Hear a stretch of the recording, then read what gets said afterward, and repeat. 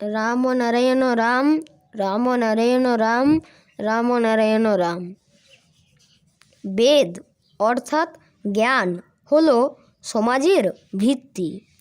প্রকৃতির সমবন্টন ও রক্ষণ পালনের যে নীতি, তার সুর নিয়েই হলো বেদ।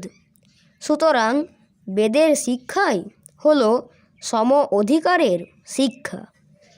শুধু মানুষ নিয়ে কথা নয়, জীবজগতের সমস্ত জীব নিয়েই এই কথা। একটি ক্ষুদ্রতম প্রাণীও সম অধিকার থেকে বঞ্চিত হতে পারবে না। এটাই হলো বেদের সাম্যবাদের সার কথা। সাম্যবাদই সমস্ত ধর্মশাস্ত্রের প্রধান কথা। বেদের তত্ত্ব ও জীবনের তত্ত্ব একই সুরে বাঁধা, সাধা ও গাথা। সুতরাং জীবনকে উন্নত করতে হলে, সমাজকে সমৃদ্ধ করতে হলে বেদের তত্ত্বই প্রয়োগ করতে হবে। প্রকৃতির প্রতিটি জীব ও বস্তুর যে ধর্ম, বেদেরও সেই ধর্ম। প্রকৃতির যে সাম্যনীতি, সেটাই সত্যিকারের আধ্যাত্মিক নীতি। বিশ্ব প্রকৃতির প্রকাশটাই ধর্ম।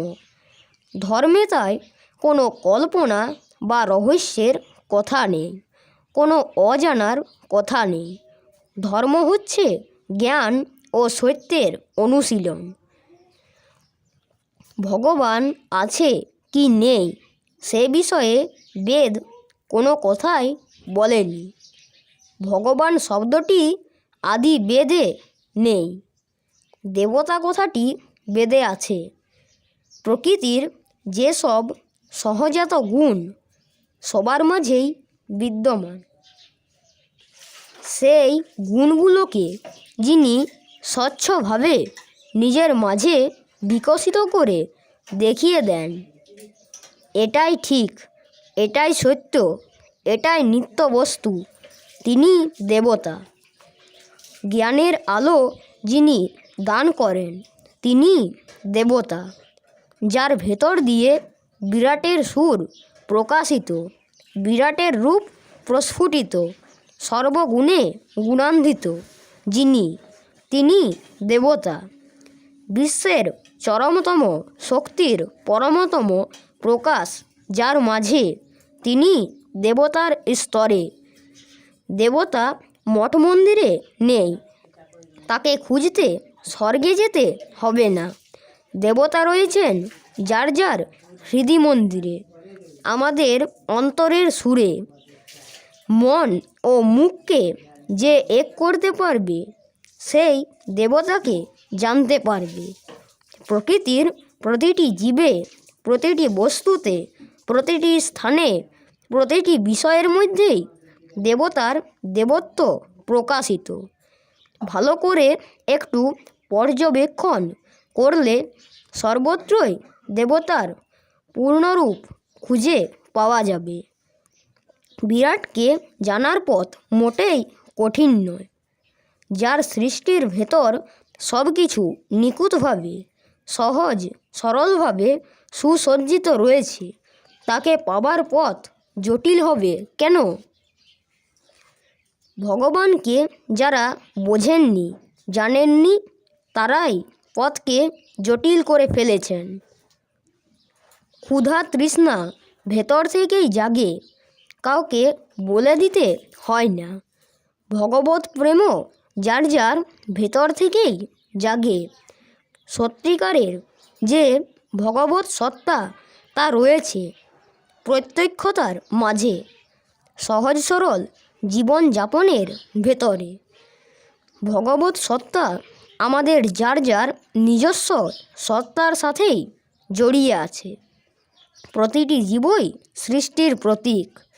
সৃষ্টির নিয়মে প্রকৃতির সাথে হাত মিলিয়ে তার উপর ভিত্তি করেই চলতে হবে। বিবেকের উপর নির্ভর করে চললেই সচেতনে চেতন হবে সবাই। তখন একটা পিঁপড়া মারতেও কষ্ট হবে। এমনি হিতোপদেশ দিলে কিছু হবে না। বেদ বলছে স্বধর্মে নিধন হওয়া ভালো, পরধর্ম ভয়াবহ। এই স্বধর্ম বলতে হিন্দু, মুসলমান বা খ্রিস্ট ধর্মের কথা বলা হয়নি। প্রকৃতির নিয়মে কাজ করাই হচ্ছে স্বধর্ম। সেটাই প্রকৃতির ধর্মাচরণ। তার বিপরীত কিছু করতে গেলেই পরিণাম হবে ভয়াবহ। আজকের দিনে সবাই প্রকৃতির নিয়মের বিরুদ্ধাচরণ করছে বলেই দেশের এই ভয়াবহ পরিণাম। সতর্কতার কথা, সজাগের বাণী শাস্ত্রে খুঁজতে হয় না, অন্তরের বাণী থেকেই পাওয়া যায়। আমাদের হৃদয়ের অন্তঃস্থলে যে মহামণি নিহিত আছে, সেই আলোতে যে আলোকিত, সেই হলো সর্বজ্ঞের স্তরে। যার যার ভেতরকার সচেতনতার সাথে হাত মিলিয়ে যে চলবে, সেই হলো একমাত্র শাস্ত্রের অধিকারী। বিবেকের নির্দেশ মতো চলাই হচ্ছে ধর্মের পথ। রাম নারায়ণ রাম, রাম নারায়ণ রাম, রাম নারায়ণ রাম।